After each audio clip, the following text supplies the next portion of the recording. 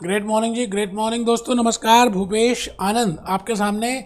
I am going to start with a very beautiful concept today. My self Bhupesh Anand, I am a qualified chartered accountant, qualified company secretary, qualified cost accountant, qualified ACC IFRS London CF, अलग अलग different I have done so many number of courses. बेटे मेरी एक ही hobby है, पढ़ता रहता हूँ और पढ़ाता रहता हूँ। मैं भूपेश आनंद आज एक बड़ा प्यारा सा इंपॉर्टेंट सा I will be discussing a very beautiful topic today, and the name of that topic is simulation. Whether you are doing CA, whether you are doing CS, ACCA, CMA USA, CFA USA, CPA USA, आप बेटे इस दुनिया का कोई भी course कर रहे हैं, ये टॉपिक जो मैं आज बताने वाला हूं, and the way I will tell you the logics, the concepts, the points which I will tell you in regard to simulation. बेटे मैं बिल्कुल स्टार्टिंग से बताऊंगा कि सिमुलेशन का जन्म, उसका बर्थ कैसे हुआ। तो Bhupesh Anand, today I am going to start with a very beautiful chapter, I will say a topic which is in relation to risk and uncertainty. आजकल आप देख रहे हैं post Russia versus Ukraine war, post covid scenario, covid को गए हुए 5-6 साल हो गए, अनसर्टेनिटी सी है, कहीं फ्लड आ रहा है, कहीं ग्लोबल वार्मिंग है, earthquakes, tsunamis, there are huge uncertainties involved. So as a business, as a decision maker, as a management accountant, as a financial management, you have to say, you have to decide, you have to see that whether that project is acceptable or not. क्या वो project acceptable भी है या नहीं। आपको मालूम है आजकल कितनी अनसर्टेनिटी सी है, रिस्क फैक्टर कितना है। Huge business tycoons post prior to COVID, after COVID खत्म हो गए यार। तो risk is nothing but deviation. We have already seen in last so many lectures. When I say risk, it means I am not sure that this will happen, or the possibility of having a variation in a particular thing, that is risk. मतलब आप जो सोच रहे हैं, जो expect कर रहे हैं, वो ना होने की संभावना, और जो होने की संभावना, it means there is a probability of that outcome. By that I mean risk. And when I say uncertainty, I don't know the probability even. उस आउटकम का तो मैंने सोचा भी नहीं था, अचानक हो गया। बेटे टर्की में अर्थक्वेक सोचा नहीं था, there is no risk, there is uncertainty. I will say that incident as uncertainty. When I say Russia versus Ukraine, war होने से पहले जो भी कंडीशंस थी, we can have a risky position that there is a possibility that 80% there will be war and 20% there will be no war. So that is something, the difference between risk and uncertainty. As a management accountant, as a finance manager, as a global accountant, you should be aware of, आपको मालूम होना चाहिए यार कि भाई अगर एक project को आप डिसाइड कर रहे हैं that this has to be done or not, because that is a long-term project, that is a capital budgeting project, that can be any decision also. What are the risks involved in that, and what are and how we can evaluate that project with the help of different techniques. So there are so many techniques to find out that how much is the risk involved in that. आप एक doctor के पास जाते हैं, दोस्तों मैं भूपेश आनंद हूँ, आप अपना रजिस्टर प्लीज ओपन कर लें क्योंकि मेरी डिस्कशन स्टार्ट हो चुकी है। मेरी कहानी कहाँ तक जाएगी आज बेटे, आपको लॉजिकली मैं सिमुलेशन की बातें बता दूंगा। आज की टेक्निक का नाम है सिमुलेशन। मैं भूपेश आनंद इस समय आपको कुछ अपनी कहानी, अपने एक्सपीरियंसेस से ये बताना चाहता हूं कि सिमुलेशन है क्या। आप ये दुनिया जैसे चल सी रही है। सिमुलेशन का मतलब है कि आप कोई भी काम करें, आप कोई प्रोजेक्ट की बात करते हैं, that whether this is to be done और not. You are a finance manager और management accountant of Apple computers, let it be Apollo tyres, let it be Dunlop tyres, let it be Patanjali, let it be Dabur, let it be net. आप किसी भी company के finance manager हो सकते हैं, and every company has to face that risky and uncertainty position. Now my job is that I want to analyze that project with respect to that risk, with respect to that uncertainty. मैं अपना उस project का evaluation उस risk के perspective में, uncertainty के perspective में देखना चाहता हूं, and I want to find out the different what is the result of that. जैसे एक डॉक्टर के पास एक पेशेंट जाता है, आप मुझे बताइए, तो डॉक्टर उसको अलग अलग सेपरेट डिफरेंट इंस्ट्रूमेंट से चेक करता है दैट उसमें बॉडी में क्या प्रॉब्लम है. Similarly for a finance manager there are so many tools. Sensitivity analysis I have discuss in the last lecture. It is a tool. Simulation is a tool. Expected value is a tool. Maximax, minimax, regret, अलग अलग tools हैं यार. Decision tree, इन सभी tool से I can analyse the incidence of risk involve in that project. तो आज के इस लेक्चर में मैं भूपेश आनंद आपको सिमुलेशन एक टूल की हेल्प से बताऊंगा कि आप किसी भी प्रोजेक्ट में या किसी भी डिसीजन में कैसे इवेल्युएट कर सकते हैं रिस्क को. तो आइए जी, कहानी शुरू होती है. मेरी कहानी, भूपेश आनंद की कहानी, मुंह जबानी. मैं आज आपके सामने सिंपल सी बातें रखूंगा. आप ये बताइए कि जब आप एग्जामिनेशन देने जाते हैं, any examination, whether it be ACCA, CMA USA, Indian CA, CPA, CFA जो कोई भी एग्जाम देते हैं इस दुनिया में, स्कूल में जब आपने एग्जाम्स दिए, बोर्ड में दिए, तो आप जब घर आते हैं तो सही बताइएगा. मैं अपनी बात बताऊं, मैंने बड़े सारे एग्जामिनेशंस दिए, अलग अलग स्कूल्स में, अलग अलग कॉलेजेस में. पास हुआ, फेल हुआ, पास हुआ, फेल हुआ. जब भी मैं एग्जाम दे के आता था तो मेरे माइंड में ना बड़ी सारी चीजें चलती रहती थी कि इस पेपर में, एग्जामिनेशन में मेरे मार्क्स कितने आने वाले हैं. मुझे ऐसा लगता था कि अगर एग्जामिनर टाइट हुआ तो कितने मार्क्स देगा, मॉडरेट हुआ तो कितने मार्क्स देगा, पेसिमिस्टिक हुआ तो कितने मार्क्स देगा, और अगर मार्किंग स्कीम होगी तो वर्किंग नोट 1 के कितने मार्क्स देगा. It means there are so many factors on the basis of which I generally calculate और estimate that this will be my result. अच्छा, मैं 10 बार 15 बार नंबर्स निकालता था. सपोजिंगली मैंने पहले 100 में से 70 मार्क्स निकाले.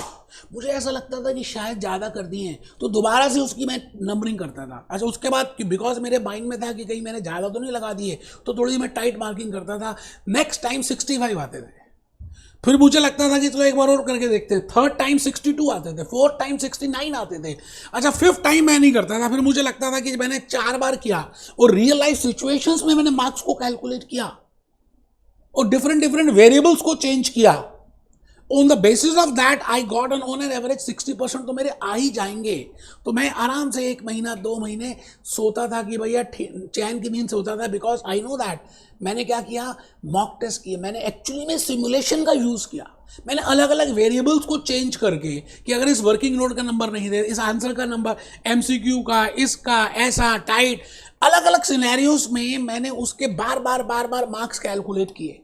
तो बेटे, कहीं ना कहीं हम सब बचपन से सिमुलेशन को यूज करते आए हैं. तो आज वही टेक्निक मैंने आपको बतानी है कि बिजनेस एंटिटीज में आप वो टेक्निक कैसे यूज करेंगे. What I mean by simulation. तो आप सभी कमर सीधी करेंगे जी. पहली बात, इसको नॉर्मल यूट्यूब लेक्चर नहीं मानेंगे. दूसरी बात, और फर्स्ट पॉइंट आप लिखेंगे as a decision maker. Because you are a decision maker, because you have to decide, you are at a top level, you have to take the decisions, you have to advise to your managing directors, to your chairmans. So you are a decision maker, you are a finance manager, you are a management accountant, you are something, decision maker. So as a decision maker, it is important to analyze any project. बड़ी simple सी बात है जी, किसी भी project को analyse करना important है. जैसे Russia versus Ukraine war से पहले मिस्टर पुतिन ने बट नेचुरल सिमुलेशन यूज किया होगा और उस रिस्क को एनालाइज करने की कोशिश की होगी कि अगर ऐसा होगा तो फिर क्या होगा, ऐसा होगा तो फिर क्या, वो रिस्पॉन्स करेंगे तो फिर क्या, नेटो होगा. It means all those calculations are being done. Project से पहले ही हम कर देते हैं. तो मैंने कहा जी, फर्स्ट पार्ट आप सब लिख रहे हैं. बेटे, मेरे पास ह्यूज नंबर ऑफ एग्जांपल्स हैं जो रियल लाइफ से अटैच करते हैं, which you will be enjoying it. तो पहली बात सभी लिखेंगे कमर सीधी करके, इट इज सिमुलेशन. मैं कहानी शुरू कर रहा हूं सिमुलेशन की. सिमुलेशन एक टेक्निक है जिससे हम रिस्क और अनसर्टेनिटी को एनालाइज कर सकते हैं. तो मैंने कहा simulation as a decision maker, it is important to analyse any project or a decision with respect to risk and uncertainty. In today's parlance, in today's political war, in today's nuclear war, in today's scenario, in today's global, बेटे आप ये बताइए, as a business entity, Reliance जियो की बात करें या Apple computers की बात करें या आप हिंदुस्तान लीवर की बात करें, आज आप कोई भी कंपनी को देखें, कोका कोला को क्यों ना देखें, पेप्सी को देखिए, it means every company has to exist, has to assess his risk and uncertainty positions. ठीक है जी, तो फर्स्ट पार्ट आपने सबने लिखा, ठीक है। सेकंड पॉइंट मैंने एग्जांपल्स दिए, अब ये एग्जांपल के नाम जरूर लिखें। कोविड सिनेरियो के बाद हम ये जज कर सकते हैं एज अ बिजनेस एंटिटी कि अगर ऐसा होगा तो फिर क्या, अगर कोविड दोबारा से आ गया तो फिर क्या, अगर थर्ड वेव आ गई या फोर्थ वेव आ गई तो फिर क्या, अब मेडिकल ट्रीटमेंट कितनी होगी, ऑक्सीजन का क्या। इट मीन्स आई कैन जज the different possibilities, I can change the different variables and I can see the result of that. तो मैंने कहा जी एग्जाम्पल में लिखेंगे post covid scenario, post Russia versus Ukraine war scenario, post examination scenario. मैंने अभी आपको example दिया, exam देने के बाद मैं क्या करता, तो हम सब ऐसे ही करते हैं कि भाई अलग अलग सिनेरियोज में अलग अलग बार बार मार्क्स निकालेंगे और उसके बाद ऑन एन एवरेज कैलकुलेट करेंगे। इट मीन्स वो अभी घटना हुई नहीं है, वो प्रोजेक्ट आपने एक्सेप्ट नहीं किया, आपको डिसाइड करना है कि वो प्रोजेक्ट एक्सेप्ट करें या ना करें। Now before accepting that you are doing artificial, you are thinking that अगर हम ये इस प्रोजेक्ट को एक्सेप्ट कर लें और अगर x, this is a probability of having profit, or this is a probability of having sales, or this is a probability of having cost, and this is a probability of having profit, then what can be the different scenarios? मेरा actually में फिर life में on an average profit कितना होगा। तो मैं mock test कर रहा हूं, जैसे मिलिट्री को बात करें, इंडियन मिलिट्री करें, यूएस आर्मी करें, रशियन आर्मी करें, डिफरेंट अगर आप आर्मीज को देखें तो उनके मॉक ड्रिल्स होती रहती हैं। वॉर होता नहीं है बट उनको वॉर की कंडीशंस में ले जाया जाता है और उनको उनसे प्रैक्टिस कराई जाती है, क्योंकि वो वॉर कंडीशंस भी वैसी होगी जो वॉर कंडीशन से पहले वो जो प्रैक्टिस करते हैं, that is named as mock drill. Mock test आप देते हो, आप मुझे बताइए मॉक टेस्ट का मतलब क्या है।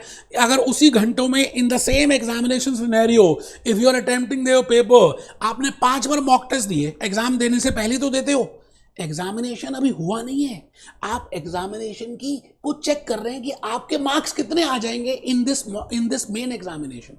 सो before that you generally appear for the mock test.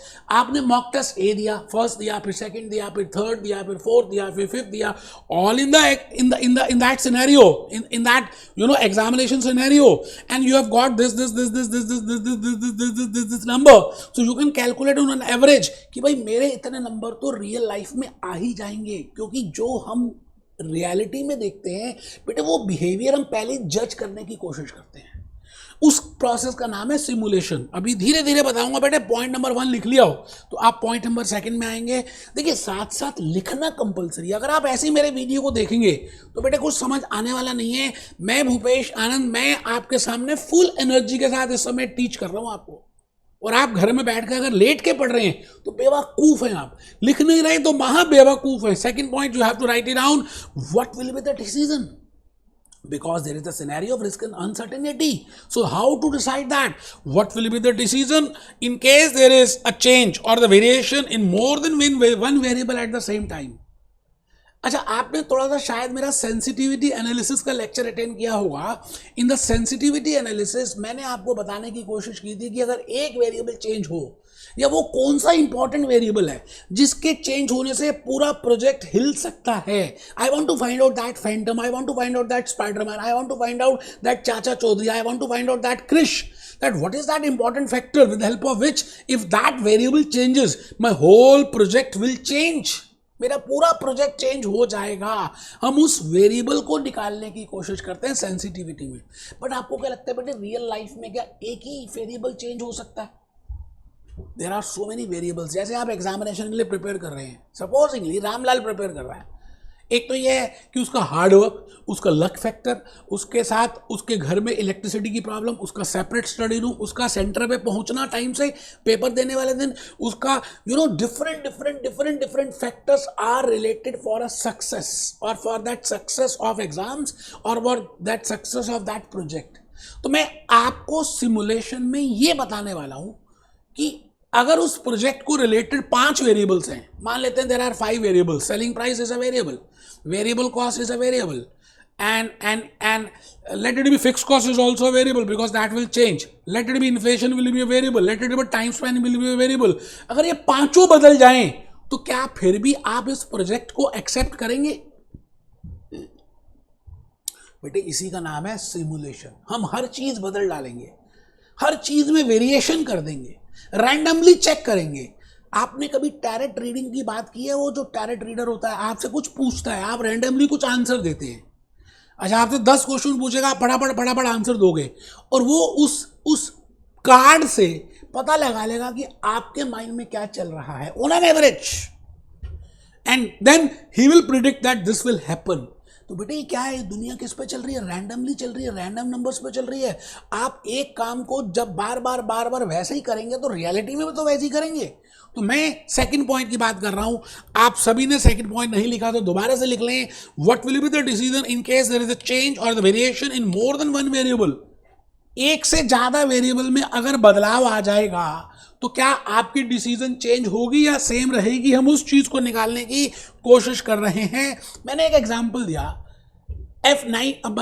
Capital budgeting में हम डिस्कस करेंगे कि भाई एक कैपिटल बजटिंग प्रोजेक्ट होता है, उसमें आउटफ्लोज होती है, उसमें मशीनरी खरीदनी होती है, उसमें वर्किंग कैपिटल इंट्रोड्यूस करनी पड़ती है, उसमें वेरिएबल कॉस्ट होता है, उसमें सेलिंग प्राइस होता है, उसमें लेबर कॉस्ट होती है, उसमें overheads cost. There are so many elements. On the basis of that, we will analyze that whether that project is to be accepted or not. तो हम क्या करते हैं, उनको अज्यूम करते हैं कि भाई ये सेलिंग प्राइस इतना रहेगा, मटेरियल इतना रहेगा, लेबर ये रहेगा, वेरिएबल कॉस्ट ये रहेगा, फिक्स कॉस्ट इतना रहेगा, तो हमारा प्रॉफिट कितना आएगा, ये इन्फ्लेशन रहेगी, डिस्काउंटिंग रेट रहेगा, how much will be the profit. But the point is in this simulation हम ये सोच रहे हैं कि अगर सारे वेरिएबल्स जो उसमें मैंने यूज किए उनमें चेंजेस आ जाएं तो फिर मेरा एक्चुअली में रिजल्ट क्या रहेगा. उस टेक्निक का नाम है सिमुलेशन. तो मैंने यहां पर एक एग्जांपल लिखा है जी. In a capital budgeting project, in a long term project, if there is a change in the selling price, if there is a change in the number of units sold, if there is a change in the material cost, if there is a change in the labor cost, if there is a change in the overheads, अगर इन सब में change आएगा तो फिर क्या होगा, उसको निकालने की बात को हम कह रहे हैं क्या? Simulation. That technique which will help to analyze that risk and uncertainty, that is named as simulation. तो मैं भूपेश आनंद आज आपके सामने उन्हीं बातों को डिस्कस करने वाला हूं. तो बेटे पॉइंट नंबर 3 लिख रहे हैं कि भाई जब हम मॉडल यूज करते हैं, जैसे मैं कहता हूं जो मैं क्रिकेट खेल रहा हूं तो क्रिकेट में एक बैट होगा, क्रिकेट में बॉल होगी, क्रिकेट में विकेट्स होंगी, क्रिकेट में एम्पायर्स होंगे, क्रिकेट में 13 प्लेयर होंगे, क्रिकेट की पिच होगी 22 स्क्वायर यार्ड की. It means these are the components of cricket. Similarly जब मैं बोलता हूं सिमुलेशन, तो बेटे सिमुलेशन टेक्निक को यूज करने के लिए उसके कुछ कंपोनेंट्स हैं. पहले हम उन कंपोनेंट्स को लिखते हैं. अच्छा, वो कंपोनेंट्स हैं क्यों? अच्छा, वो आए कहां से? अच्छा, why we use it, Bhupesh Anand बताएगा. आप पहले third point, I want to write down third point that what are the components of simulation model. तो सिमुलेशन मॉडल कंपोनेंट्स में फर्स्ट कंपोनेंट जो मैं यूज करूंगा उसका नाम है रैंडम नंबर्स. रैंडम मींस आपसे कभी भी कुछ भी ऐसे ही रैंडमली पूछ लेंगे. कंप्यूटर रैंडमली कोई नंबर निकालेगा और उस नंबर को हम देखेंगे. तो रैंडम देखेंगे. अभी बेटा रैंडम का मतलब ये कभी भी बिना सोचे समझे अनप्लान्ड, उसको बोलते हैं रैंडम. तो हम कुछ रैंडम नंबर्स का यूज करने वाले हैं. अच्छा, ये रैंडम नंबर्स आए कहां से थे? आपने कभी कैसीनो की गेम देखी होगी मूवीज में, या गोवा में गए हो, या आप नेपाल गए हो, या आउट ऑफ इंडिया तो कैसीनो चलता है. अभी मैं आपको उसकी इमेजेस दिखाऊंगा. तो उसमें नंबर्स होते हैं, वो बॉल किसी भी नंबर पे आ जाए तो दैट इज रैंडम. तो वो एक्चुअली में ना कैसीनो का कंसेप्ट आया था मोंटे कार्लो से. एक व्यक्ति था मोंटे कार्लो उसका नाम था, उसने ये कैसीनो का लॉजिक निकाला था. तो वहां से हमने रैंडम नंबर्स की बात की और रैंडम नंबर्स के लिए I will be using Monte Carlo. तो अभी देखेंगे. आप पहले फर्स्ट कंपोनेंट लिखे जी रैंडम नंबर्स. उसमें लिखा मैंने टैरेट कार रीडर, कैसीनो की बातें की, मोंटे कार्लो की बातें की, मॉक टेस्ट की एग्जांपल्स मैंने आपको बता दी, मॉक ड्रिल की बातें की, एंड मोटर कार लर्निंग की बातें की. अभी मैं एक मूवी एक आपको वीडियो दिखाऊंगा with help of which you can understand what I want to say in regard to random numbers. अभी आप लिख रहे हैं, आपने 3 बातें लिखी हैं, आप थर्ड पॉइंट लिख रहे हैं. आपने ऊपर लिखा simulation model components. A random numbers. With in random numbers आपने लिखा tarot car reader, casino, Monte Carlo. अभी मुझे नहीं पता है क्या है, बस आप लिख लो. जैसे मैंने लिखा आप बिल्कुल वैसे ही लिखो, ठीक है जी। मॉक टेस्ट, फिर आप mock test of a student, mock drill of a Indian army और यूएसए आर्मी, कुछ भी। Second component is underlying probability distribution. मैं बताऊंगा उसमें से कुछ की वेरिएबल्स होंगे, हम उसकी प्रोबेबिलिटी डिस्ट्रीब्यूशंस निकालेंगे कि भाई उसके होने की संभावनाएं कितनी है। आप ये बताइए कि मेरे को कुछ फिगर्स गिवन होंगी सेल्स की, मेरे ये लेक्चर्स इतने बिकेंगे, इतने बिक सकते हैं, इतने बिक सकते हैं। मैंने लेटेड भी 3 इंटरवल्स बना दिए कि 100 तक बिकेंगे विद इन 1 मंथ, 100 से 250 तक बिकेंगे विद इन 1 मंथ, 250 से 300 बिक सकते हैं विद इन 3 मंथ। तो देयर आर 3 सिनेरियोज। तो मैं पास्ट एक्सपीरियंस से जज करूंगा कि भाई लास्ट मंथ कितने बिके थे, या लास्ट ईयर सेम मंथ कितने बिके थे, या लास्ट ईयर सेम मंथ कितने बिके थे। तो मैं कुछ fix percentage of probabilities calculate कर लूंगा। It means it is very easy to find out with help of the past experience. आप ये बताइए कि जो आपका दोस्त है, आपका वो दोस्त बचपन से है, तो क्या आप उस दोस्त के बारे में जानते नहीं हैं? स्कूल में भी था, कॉलेज में भी है, अभी भी है, तो आप उसके बिहेवियर को नहीं जानते, तो आप उसकी क्या प्रोबेबिलिटी को चेक नहीं कर सकते? क्या आप उसकी प्रोबेबिलिटी नहीं निकाल सकते कि उसको गुस्सा कितनी बार आता है, या खुश कितनी बार होता है, या नॉर्मल कितनी बार रहता है? तो प्रोबेबिलिटीज हम कैलकुलेट कर लेंगे। सेकंड कंपोनेंट है, हम प्रोबेबिलिटीज डिस्ट्रीब्यूशन का इस्तेमाल करने वाले हैं। किसमें? सिमुलेशन में। तो कंपोनेंट्स हम देख रहे हैं कि भाई मुझे सिमुलेशन यूज करनी है, तो उसमें क्या क्या कंपोनेंट हो सकते हैं। पहला कंपोनेंट है रैंडम नंबर, मोंटे कार्लो का हम यूज करेंगे। दूसरा है बेटे हम क्या करेंगे, दूसरे में उसकी प्रोबेबिलिटीज कैलकुलेट करेंगे। थर्ड कंपोनेंट, अच्छा प्रोबेबिलिटीज में 3 बातें लिख लें, ऑप्टिमिस्टिक भी हो सकता है। अच्छा आप किसी भी आप पेपर देकर आए, आपको लगता है ना कि यार मेरे 80% मार्क्स आ जाएंगे, मेरे 60% आएंगे, मेरे 40% आएंगे, let it be 3। Ramlal paper दे के आए जी, आप नहीं दे के आए। It means I can have 3 times of scenarios, और it can be more than that. But the point is, I can say it is an optimistic scenario, it is a most likely scenario, it is a pessimistic scenario, कुछ भी हो सकता है। ये तो खाली समझाने के लिए मैंने लिखा है। Component B अगर आप देखें तो मैंने लिखा है जी underlying probability distributions. Now underlying probability distributions will be depending upon your past experience and on the basis of scenario which you are expecting. It can be optimistic, it can be most likely, it can be pessimistic, or it can be anything other than that also. Component C is computers, क्योंकि ये जो हम practice करेंगे ना, बार बार करेंगे, बार बार देखो, 1000 बार देखो, देखने की चीज, because we will be doing this for number of times. तो ह्यूमन नहीं कर सकता, तो हमें मशीन की यूज करना पड़ेगा। We have to use the computers. तो थर्ड कंपोनेंट मैं कंप्यूटर्स की मदद लेने वाला हूं। आप प्लीज सी कंपोनेंट लिख लें। And the fourth is graphical presentation. बाकी की बात मैं बताऊंगा बेटे, मैं फिर रिपीट करता हूं। In using simulation I will be using 4 components, 4 components का इस्तेमाल करेंगे। एक तो रैंडम नंबर्स, क्यों करेंगे भूपेश आनंद बताएगा। Probability distribution, why and how, Bhupesh Anand will tell you. Third is computer, because I have to do this, I have to repeat it so many number of times. And the fourth is I will be using histogram, or I will be using polygon, I will be using curves, and on the basis of that I will decide that what is better. तो मैं आ गया जी आपके सामने last point में। फिर मैं एक case study लूंगा और पूरी बातें सारी समराइज कर दूंगा। बेटे इस बात का दावा है, आप मेरा सिमुलेशन अटेंड करें और बाकी किसी भी टीचर का अटेंड कर लें, मेरा एनर्जी लेवल, मेरे लॉजिक्स, मेरी बातें, मेरे सिंपल एग्जांपल्स आप कंपेयर करें और आपको लॉजिकली पता चल जाएगा। अभी मैं मोंटे कार्लो की फोटो दिखाने वाला हूं, कैसीनो की बातें करूंगा, अभी बड़ी सारी बातें करनी है। लास्ट पॉइंट है, इसके बाद केस स्टडी में आएंगे। Fourth part is what are the features of simulation. अभी तक तो काफी कुछ पता चल चुका होगा आपको simulation, you know. Now what are the features of that? The first feature is it models the behaviour of real life scenario. मतलब जो होने वाला है उसको पहले ही वो मॉडल कर देगा। It models the behavior of real life scenario. It means I have not accepted that project. मैंने अभी मैरिज नहीं की, बंटी ने बबली के साथ मैरिज नहीं की, बट उससे पहले ही वो प्रिडिक्ट कर सकता है कि उसका बिहेवियर क्या होगा with the help of different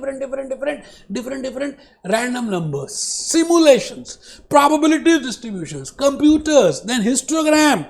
first part आप सब लिख रहे हैं, ऊपर हेडिंग लिखिए बेटे, After that, I will be starting with the case study. What are the features of simulation? When I say simulation, it means it is something which models the behavior of a real life scenario. Second is, it is a method of analyzing risk. We are doing risk and uncertainty. भाई मैं क्या कर रहा हूँ, वो उस project का, उस डिसीजन का पहले मैं उसका रिफ्लेक्शन चेक कर रहा हूँ और उसका रिजल्ट्स देख रहा हूँ. तो it means I want to analyse that whether I should accept that और नॉट, और how much is the possibility that it will give me a profit, how much is the risk involved in that. It means it is a very important tool. Simulation is an important tool with the help of which I can analyze the risk. Third is, it is best when there is change in number of variables.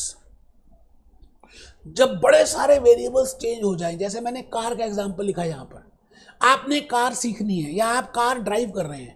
अब आप बताइए सारे variables अगर change हो जाएं तो आप कैसे कार को ड्राइव करेंगे. उस समय आप कार को प्रॉपर्ली ड्राइव कर पाएंगे या नहीं. उस समय that project will give you positive profit और not. For example, if you are driving a car, there are different variables. Red light is a variable, speed camera is a variable, car is coming from the opposite direction, that can be a variable. Villages are coming, some animals are going on that road, that is also a variable. It means there are so many different variables. If I change all those variables, whether you will be able to drive a car properly or not, that can be judged with the help of simulation.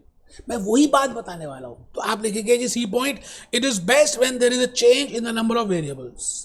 It is best when change in the number of variables. जैसे मैंने car का example लिखा, मैंने कहा जी car is coming from the opposite side, speed cameras हैं, high speed in highways हैं, red light है, एनिमल्स आ रहे हैं, है ना, विलेजेस आ रही हैं, हाईवे में चल रहे हो. तो there are so many variables. अगर सब वेरिएबल्स चेंज हो जाएं तो तब भी आप प्रॉपरली कार को ड्राइव कर पाएंगे पेशेंटली और नॉट. इस चीज को निकालने के लिए if in real life business scenario I want to find out for a project, I will be using simulation because simulation will help me in predicting that behavior. ठीक है सर, बहुत बढ़िया. लास्ट पॉइंट में आ गया जी. The model to model the real life scenario we will be using Monte Carlo. मैं अभी कैसीनो की बातें करूंगा, मैं अभी जुआ खिलाऊंगा आपको, गैम्बलिंग की बातें करेंगे, प्लेइंग कार्ड्स की बातें करेंगे, ओपन फ्लैश की बातें करेंगे. मैं कैसीनो ले जाऊंगा, नेपाल ले जाऊंगा, गोवा ले जाऊंगा, अमेरिका ले जाऊंगा और वहां कैसीनो खिलाऊंगा. मॉन्टे कार्लो ने जो निकाला बेटे, मॉन्टे कार्लो की हेल्प से आपको आज मैं सिमुलेशन बताऊंगा. इट मीन सिमुलेशन में we have to use, because random numbers का बड़ा इंपॉर्टेंट रोल है. ठीक है सर, ठीक है सर, बहुत बढ़िया. आइए जी, मैं सारी बातें छोड़ दीजिए दोस्त. आपको समझ आया तो ठीक, नहीं आया तो भी ठीक, कोई घबराना नहीं है. मैं भूपेश आनंद आज आपके सामने एक ऐसी बातें करूंगा जो आपको लॉजिकली समझ आएंगी. बेटे कोई टेंशन की बात है नहीं. अब देखो ना, आपने कैसीनो देखा हो तो आपको पता है कैसीनो दिखता कैसा है ना. गए नहीं है, कोई बात नहीं, कोई बात नहीं बेटे. ये देखो ना, ये कैसीनो के इमेजेस हैं, है ना. इसमें रैंडम नंबर्स होते हैं. आप देखिए इसमें रैंडम नंबर्स होते हैं. मैंने इमेजेस ही निकाल दिए, अभी खिलाएंगे नहीं बेटे. इसमें रैंडम नंबर्स हैं, बॉल घूमती है. अच्छा, बॉल किसी भी रैंडम नंबर पे जा सकती है. इसको ये गेम जो निकाली थी, ये मॉन्टे और कार्लो एक व्यक्ति था, उसने कैलकुलेट की थी, उसने निकाली, सोचा.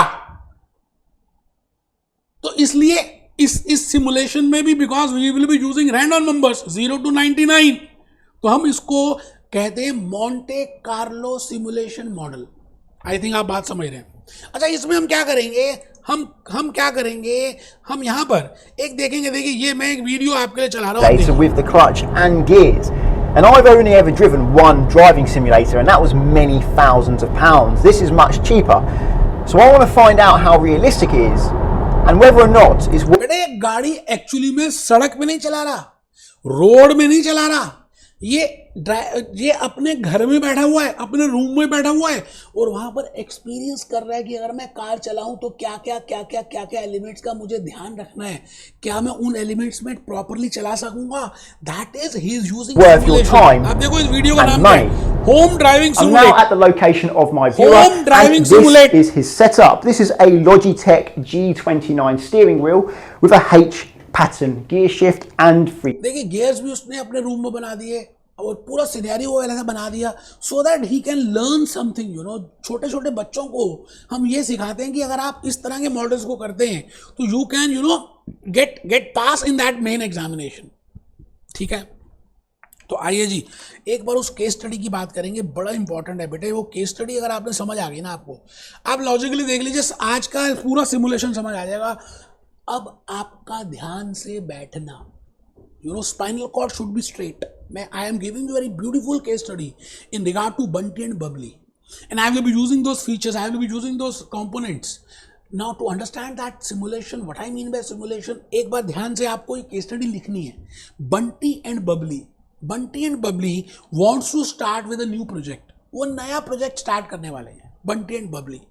Following are expected. अच्छा, आप कोई भी नया काम करते हैं तो पहले आप क्या करते हैं, फॉर एग्जांपल आपको हिल स्टेशन जाना है या आपको कोई प्रोजेक्ट करना है, तो आप पहले एस्टिमेट करेंगे ना कि कैसे जाएंगे, पैसे कितने खर्च होंगे, होटल में कहाँ रहेंगे, खाना क्या खाएंगे।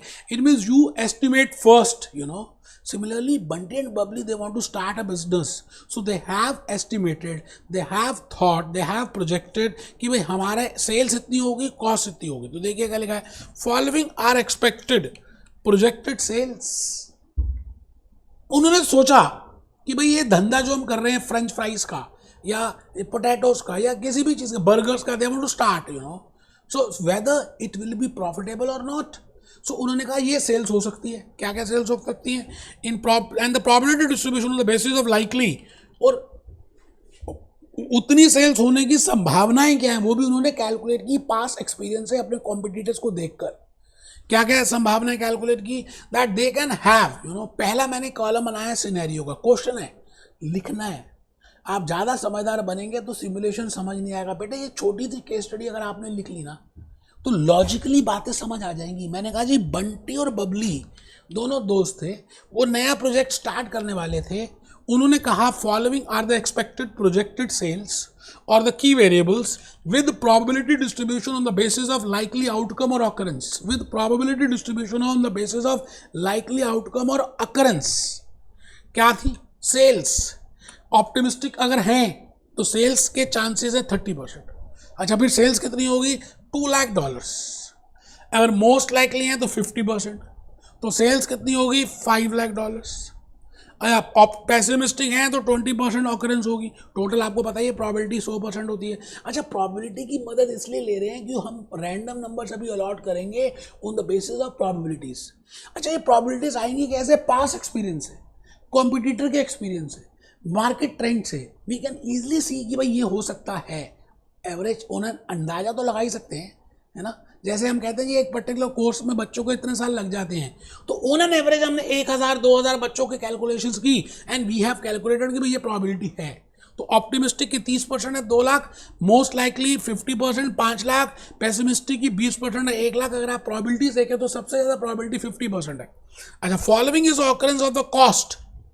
बबली ने और बंटी ने कॉस्ट की कैलकुलेशन भी की और उन्होंने कहा जी 80% चांस है कि कॉस्ट हो 1,50,000 क्योंकि लेबर आपको चीप मिलेगी। अच्छा, 20% चांस है कि आपकी कॉस्ट है 1,80,000। So there are three scenarios in case of sales and 3 scenarios in case of cost. Now they want to find out that if there is a change in sales and if there is a change in the cost, so there will be a change in the profit, then whether they should accept this project or not. Simulation ये बात नहीं बताएगा कि आपको ये accept करना है या नहीं। सिमुलेशन ये बताएगा कि अगर ये सारे वेरिएबल्स बदल जाएं तो आपकी ये प्रोजेक्ट रिस्की है या नहीं, या कितना रिस्की है ना। उसके बाद वो आपके ऊपर आता है कि आप आपकी risk, how much is the risk bearing capacity. Now it is on that basis you will accept it और reject it. My dear friends, I again repeat, simulation will not answer that this project is to be accepted or rejected. Simulation will only help you in telling you, in modeling the behavior of that real, and will tell you that this much is the incidence of risk. Now it is on you that whether you have to accept it, whether you can accept or whether you can bear that type of risk, that amount of risk or not. ठीक है जी, तो आप please ये table अगर आपने सबने बना लिया हो, बेटे आप बनाओगे ना तो सच में कह रहा हूँ आपको बड़े से बड़े क्वेश्चन सिमुलेशन के समझ आ जाएंगे। मैंने सारी बातें लिखी हैं कि आपको लॉजिकली समझ आए। अच्छा, अब हम स्टार्ट कैसे करेंगे, मैं ये कहना चाह रहा हूँ कि भाई स्टेप्स क्या हैं। मैंने कहा जी पहला स्टेप है कि हमें क्या करना है कि रैंडम नंबर्स देखने हैं। अच्छा, रैंडम नंबर्स हम 0 से लेकर 99 तक लेंगे। 100 नहीं लेंगे, क्योंकि मोंटे कार्लो ने 100 यूज ही नहीं किया। अगर आप उस सर्कल को देखें तो 0 to 99 है। अच्छा, वो रैंडम नंबर्स हम प्रोबेबिलिटीज को देखकर अलॉट करेंगे। जैसे मैंने आपके सामने लिखा सेल्स का कि 30% चांस है कि आपकी सेल्स 2 लाख होगी, ठीक है, तो मेरा रैंडम नंबर आएगा 0 से लेकर 29 तक। आई रिपीट, 0 से लेकर 29 तक का मैं एक रैंडम नंबर का क्लास इंटरवल डाल दूंगा ऑप्टिमिस्टिक 2 लाख सेल्स होने के लिए। अच्छा, दूसरा अगर आप चेक करें, मोस्ट लाइकली की प्रोबेबिलिटी है 50%, तो मैं 30 से लेकर 79 तक, मतलब 50 का difference, I will be putting कि मेरी सेल्स अगर रैंडम नंबर 30 से आया, 30 से लेकर 79 तक आया, तो मैं कहूंगा मेरी सेल्स 5 लाख होगी। तो मैंने क्या किया, कुछ भी नहीं बेटे। स्टेप नंबर 1 में क्या लिखा, टू असाइन रैंडम नंबर्स, मैं रैंडम नंबर्स को असाइन कर दूंगा for variables. In the given case study there are 2 variables, one is sales and second is cost, and I am giving the different probabilities. तो मैंने जो बोला ना उसको लिख भी दिया है, किसी बुक में नहीं है बेटा, इस तरह से जिस तरह से मैंने बताया। अगर आप ये स्टेप्स भी लिख लेंगे ना तो बड़े से बड़ा you can easily solve it. तो फर्स्ट स्टेप आप लिख रहे हैं in to assign random number, because I have to use random numbers, I have to assign that random numbers, so I will see that how many variables are there in this given question. In Bunty and Babli there are 2 variables, one is sales and second is cost. तो मैं क्या करूंगा, sales के लिए for example there are 3 scenarios, optimistic, most likely and pessimistic. Optimistic का scenario है कि 30% probability कि that optimistic will occur and this much will be the amount of sales. तो मैं क्या करूंगा, इस प्रोबेबिलिटी डिस्ट्रीब्यूशन की मदद से रैंडम नंबर्स इसको अलॉट कर दूंगा। मैंने वो बात लिखी है, for sales there is a 30% chance that sales will be $2 lakh. So random number I will allocate from 00 to 29। मैं रिपीट करता हूं, टोटल रैंडम नंबर 99 होंगे, मैं 00 से 29 करूंगा। इसका मतलब जब कंप्यूटर कोई रैंडम नंबर पिक करेगा और वो 00 से 29 के बीच में कहीं भी आएगा, या 29 ही क्यों नहीं आएगा, तो मैं मानूंगा कि सेल्स उस समय 2 लाख होगी। अच्छा, जब हम रैंडमली करते हैं ना तो ऑन एन एवरेज वो रियलिटी से टच ही करता है। आप मेरी बात समझ रहे हैं, बार बार करेंगे, 10 बार करेंगे, 20 बार करेंगे, 1000 बार करेंगे, लाख बार करेंगे, we will be doing lakh number of times and that computer will be doing. That's why I've told you I will be using probability distribution, I will be using random numbers, I will be using computers, and within seconds I can see that if this happens then how much will be the result. तो मैंने कहा sales अगर 30% है तो मैंने कहा जी I am allotting a number, random number 00 to 29, ठीक है sir. There is a probability of 50%। अब दूसरा सिनेरियो है सेल्स में that most likely 50%, so there is a probability of 50% for sales of $5 lakh. तो मैं उस 50% के लिए क्या करने वाला हूं, सो random number will be from, अब 30 तक तो मैंने ऊपर अलॉट कर दिया ना 29 तक, तो 30 से लेकर 79 तक मैं अलॉट करूंगा इस पर्टिकुलर, इस प्रोबेबिलिटी डिस्ट्रीब्यूशन मोस्ट लाइकली को। इट मीन्स अगर 78 आ गया तो मैं मानूंगा सेल्स विल बी 5 लाख। अभी वो करके दिखाऊंगा आपको। मैं अभी जस्ट सिंपल सी बातें बता रहा हूं कि how I will find out the random numbers. कई बार आपके एग्जामिनेशन में वो रैंडम नंबर्स गिवन होंगे, but you should know that how I have allotted that. तो मैंने ग्रास रूट से बता रहा हूं।